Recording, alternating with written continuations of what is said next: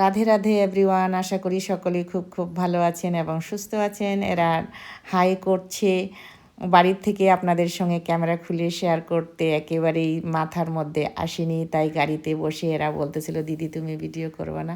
আমি বললাম হ্যাঁ অবশ্যই করব। তখন ক্যামেরা খুলে আপনাদের সঙ্গে শেয়ার করা শুরু করছি। আমরা যাচ্ছি এখন দিদির বাড়িতে পিসিমাকে দেখতে। পিসিমা হচ্ছে দিদির ওখানে আছে, মানে দিদি নিয়ে এসেছে। পিসিমার একটু শরীর খারাপ, তাই আমরা পিসিকে দেখতে যাচ্ছি একদম চিলাপাতার ফরেস্ট দিয়ে, যে রাস্তা দিয়ে দেখতে পাচ্ছেন কত সুন্দর একটা টংঘর, সেই ফরেস্টের মাঝখানে গিয়ে আপনাদের সঙ্গে শেয়ার করা শুরু করলাম। আগেও আমার মনে নেই, তখন ওরা বলাতেই মনে পড়লো। তখন এদিক সেদিক করে ক্যামেরা ঘুরিয়ে শেয়ার করা শুরু করলাম। এই দেখতে পাচ্ছেন এখানে দিদি ভিডিও করছে, ও সামনে বসেছে, সামনে বসে বসে ভিডিও করছে, আর আমি এদিক থেকে ভিডিও করে নিচ্ছি, এদিক সেদিক করে আপনাদের সঙ্গে শেয়ার করে নিচ্ছি। কি সুন্দর লাগছে। আসলেই আগে ছোটোবেলার থেকেই তো আমরা জঙ্গলের মধ্যে মানুষ হয়েছি। আমি তো একটা একদম গ্রামের মেয়ে, সে কারণেই জঙ্গলেই জন্ম থেকেই এভাবে থাকতাম, তখন এতটা অনুভব করতে পারিনি।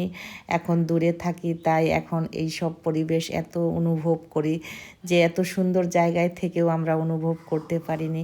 তাই এখন বাড়িতে গেলে এরকম জায়গা দেখলে এতটাই ভালো লাগে। ভালো লাগার, নিজের ভালো লাগার কারণে আপনাদের সঙ্গেও শেয়ার করে নিচ্ছি। এই দেখতে পাচ্ছেন তো গ্রাম্য পরিবেশ কত সুন্দর, আমার তো খুবই ভালো লাগে। এই দেখতে পাচ্ছেন কখনো ক্যামেরাটা হিলে যাচ্ছে হাত থেকে।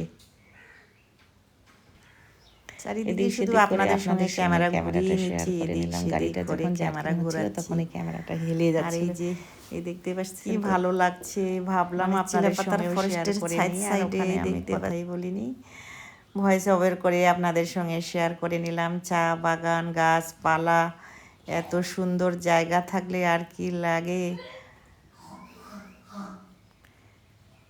গাড়িতে বসে বসে আপনাদের সঙ্গে শেয়ার করতেছি, ক্যামেরা ঘুরিয়ে ঘুরিয়ে। একবার মনে হচ্ছিল এখানে নেমে রিলস করি। এই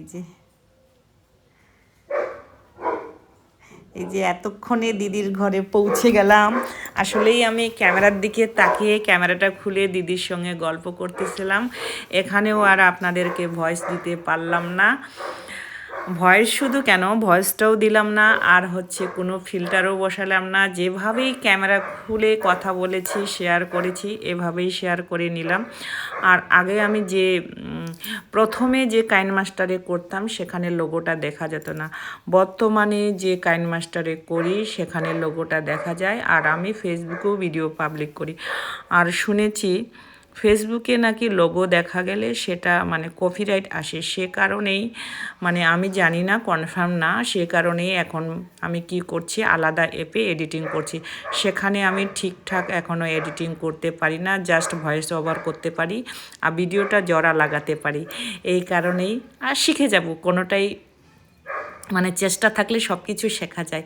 এই যে আমাদের ছোট ভাইজি এদিক সেদিক ঘোরাঘুরি করতেছে। দিদির ওখানে গিয়েও এতটাই গরম ছিল, সে কারণে ড্রেস খুলে, আর এটা হচ্ছে দিদির বেডরুমেই আপনাদের সঙ্গে একটু শেয়ার করে নিলাম। এই যে ভাইজিটা ঘোরাঘুরি করতেছিল, ওকে ক্যামেরা বন্দি করার জন্য।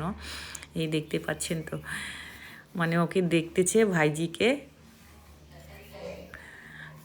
দেখাশোনা করতেছে কবিতা ওর মা। আর এদিকে এই দেখতে পাচ্ছেন এটা হচ্ছে বহু পুরনো বাড়ি। দিদিকে আমি ক্যামেরার মধ্যে বলতেছিলাম এটা মনে হচ্ছে 20 বছর পুরনো বাড়ি, আসলেই তা না। আমি যবে থেকেই আমি যখন ছোট ছিলাম, দিদির তো তখনই বিয়ে হয়েছি, ছোটোবেলায় গিয়েছিলাম, তখনও এই দিদির কাঠের বাড়িটা, তখন এখানে ওদের বাড়ি ছিল না, এই কাঠের ঘরটাকে টংঘর হিসাবে বানিয়ে রেখেছিল। বিশাল বড়, কিন্তু টংঘর না, টংঘর বলছি বলে আপনারা ভাববেন যে ছোট, অনেকটা বড় দোতলাটা। দিদি বলল না রে, এটা পুরো 50 বছর পুরনো। আচ্ছা ঠিকই তো, আমি ছোটোবেলার থেকে দেখেছি তারও পুরনো, তারও আগের মানে পুরনো। তখন এই দেখতে পাচ্ছেন দিদি বলতেছে কি না নষ্ট করব না। আসলে দিদির তো ওইদিকে ঘরটা তুলেছে, ওখানে সব কিছুর ব্যবস্থা আছে, কিন্তু যখন দিদি বলতেছে এখানে জায়গা আছে আর হচ্ছে লোকজন বেশি থাকলে এখানে রান্না করার সুবিধা হয়, সে কারণেই দিদি এই দোতলাটার সাইডে রান্না বান্না করে। আমি হ্যাঁ দিদির কিচেনে তো অনেক সবজি টবজি থাকে, সেটা ঠিকই আছে। তোমরা যখন দিদি আসলে বাড়িতে দিদির হচ্ছে এক ছেলে এক মেয়ে, ছেলেও বাইরে থাকে আর মেয়েও বিয়ে হয়ে গেছে ওখানে। আর বলে কি ওই ঘরে রান্না বান্না ঠিক করি না, যখন মানে যখন দিদির এদিকে বাইরে আসতে ইচ্ছা করে না, তখন দিদির ভিতরেও কিচেন আছে। তাই দিদিকে বললাম ঠিকই আছে দিদি, তো এখানে রান্না বান্না করো। দিদি রান্না বান্না করতেছিল, ক্যামেরা ঘুরিয়ে আমি শেয়ার করে নিচ্ছি। আর হচ্ছে দিদির এখানে সবচেয়ে আকর্ষণীয় জিনিস হচ্ছে এই ফুল গাছগুলি। এই সময় তো সেরকম ফুল দেখছি না, কিন্তু দিদির ওখানে ওই রাস্তা হয়েই আমি মাঝে মধ্যে মিস্টার ভৌমিকের সঙ্গে আলিপুরদুয়ারে যেতাম, তখন যা দিদির বাগান দেখতাম, মানে দেখে আমার মন জুড়ে যেত। তখনই অনেকবার দিদিকে বলেছি, দিদি আমি একদিন সময় নিয়ে আসব, আমার ভিউয়ার্সদেরকেও তোমার বাগানটা শেয়ার করিয়ে নিব। তখন দিদি বলছে ঠিক আছে। তখন দিদি বলল রে আমার একটু মনটা খারাপ। আমি কেন দিদি? বলে কি দিদির অনেক ফুল গাছ নষ্ট হয়েছে, তাই দেখতে পাচ্ছি আগে যেরকম ফুল গাছ দেখতাম এখন সেরকম নেই। কিন্তু দিদি খুব শৌখিন, দিদির বাউন্ডারিটা অনেকটা বড় জায়গার মধ্যে। আসলে খোলামেলা গ্রামে গ্রামে তো বিশাল জায়গা নিয়ে বাড়ি হয়, আর আমি কোথায় থাকি শহরে, ছোট্ট একটু জায়গা বাউন্ডারি ওইটুকুর মধ্যে। আর যেটুকু গাছ লাগানো ছাদেও আবার বেশি গাছ লাগানো যায় না, বসার জায়গা থাকে না, সে কারণেই। এই দেখতে পাচ্ছেন তো কত সুন্দর সুন্দর গাছ দিদির গ্রামে। তো কত ছাগল গরু ঢুকে, সে কারণে এরকম টিন দিয়ে বেড়া করে রেখেছে দিদি বাইরে বাউন্ডারিটা।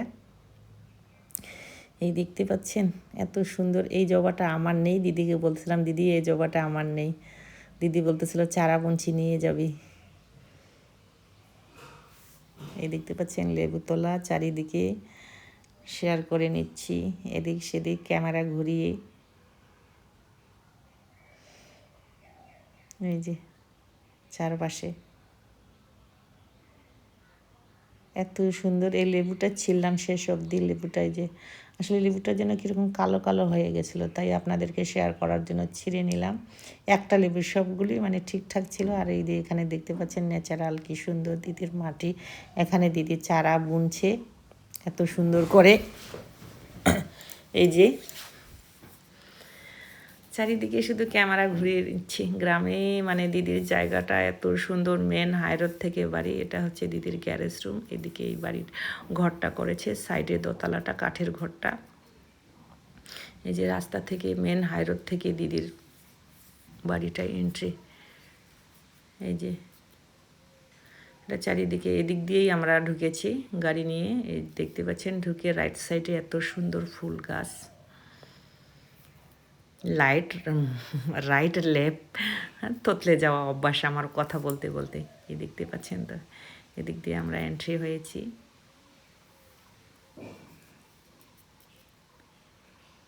কত সুন্দর জায়গা, মানে মন ভরে যায় এইসব দেখে। আসলেই আমার খুব ভালো লাগে। মনের মতন করে সুন্দর সুন্দর গাছ লাগাবো, জায়গা বেশি থাকলে। আমি তো ছাদের উপরে লাগিয়েছিলাম, আর সেটাও এখন মানে যত্নের অভাবে মানে সময় সেরকম ঠিকঠাক দিতে পারি না, সে কারণেই আমি বাউন্ডারিতে নামিয়ে দিয়েছি। আর এখানে দেখতে পাচ্ছেন তো কত সুন্দর এডেনিয়াম ফুটেছে। খুব শৌখিন দিদি। আর এখানে দেখতে পাচ্ছেন ছোট্ট একটা গুলুমুলু, এটা নাকি পিসি নিয়ে এসেছে। কে এখানে বেঁধে রেখে দিয়েছে, না হলে পরে কোথায় চলে যাবে। এই যে চারিদিকে শুধু ক্যামেরায় ঘুরাই নিচ্ছি। চলুন, আপনারা ভালো থাকবেন, সুস্থ থাকবেন। যদি আমার ভিডিও ভালো লাগে অবশ্যই লাইক শেয়ার সাবস্ক্রাইব করবেন। ফেসবুক থেকে দেখলে ফলো করবেন। চলুন আপনাদের সঙ্গে শেয়ার করে নিচ্ছি। কতটা আছে এখনও ঠিকঠাক বুঝতে পারছি না, নতুন অ্যাপে কাজ করছি। চলুন আপনাদের সঙ্গে বাই বাই এভরিওয়ান, ভালো থাকবেন।